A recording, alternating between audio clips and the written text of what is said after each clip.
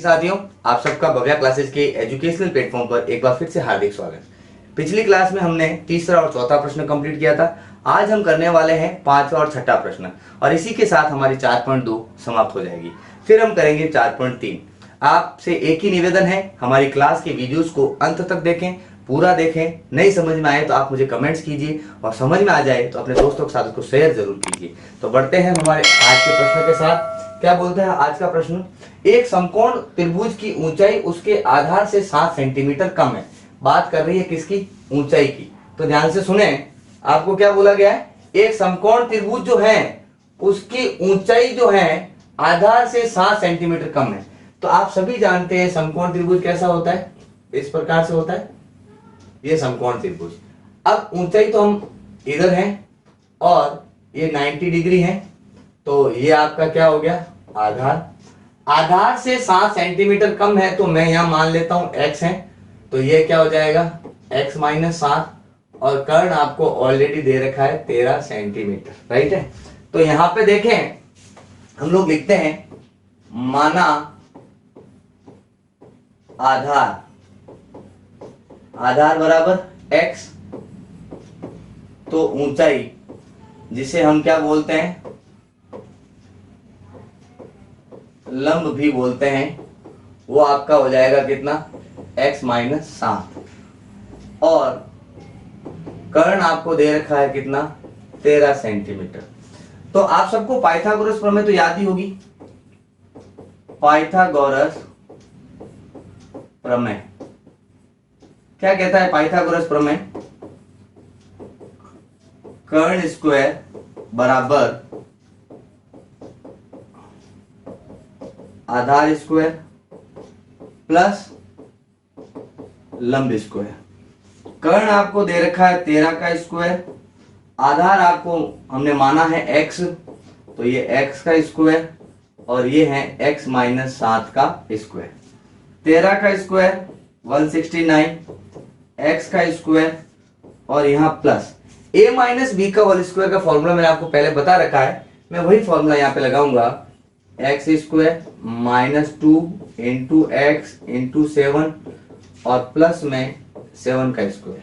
क्या फॉर्मूला था? एक बार रिवाइज कीजिए।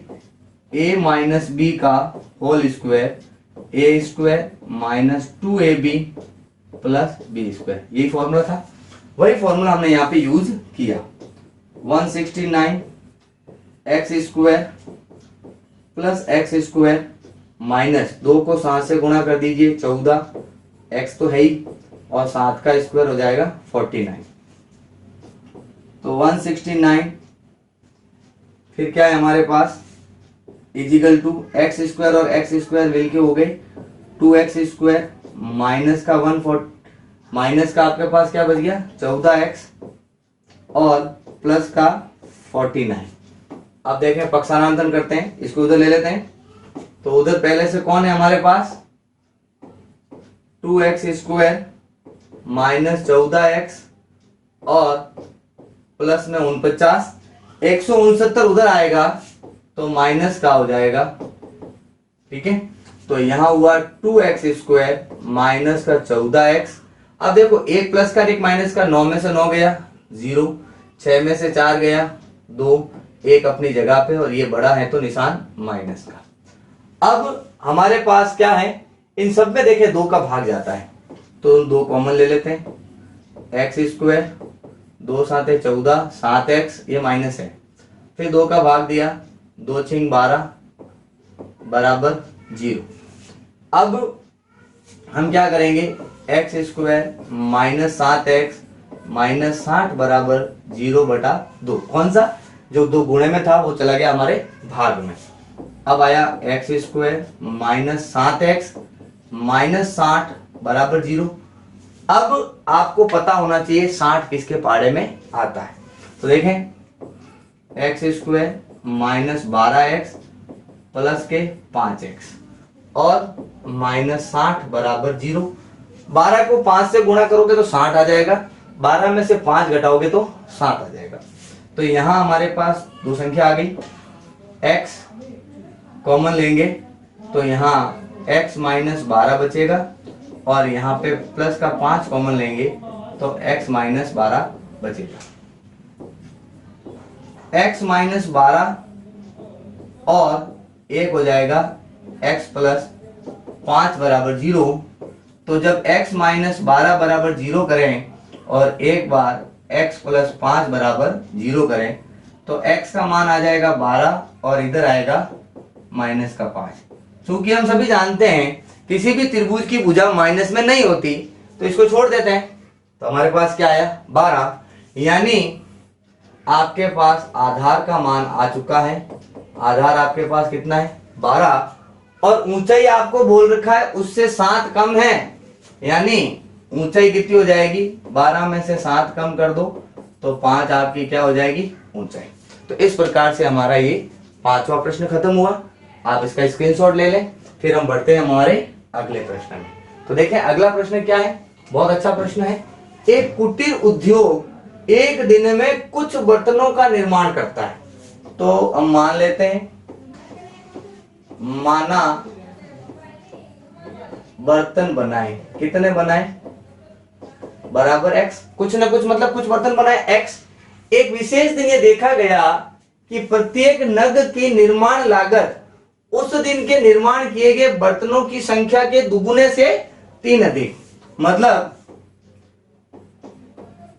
एक नग की लागत मतलब एक बर्तन की लागत जितने निर्माण किए उसका दुगुना, यानी x का दुगुना 2x और दुगुने से भी क्या 3 ज्यादा।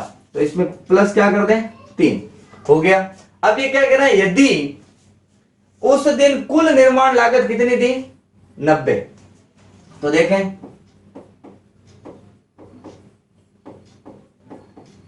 प्रश्नानुसार ये क्या कह रहा है x गुणा 2x प्लस 3 बराबर प्रश्न के हिसाब से कितना आ रहा है आपने 90। x को 2x से गुणा करो 2x स्क्वायर, x को 3 से गुणा किया 3x बराबर 90।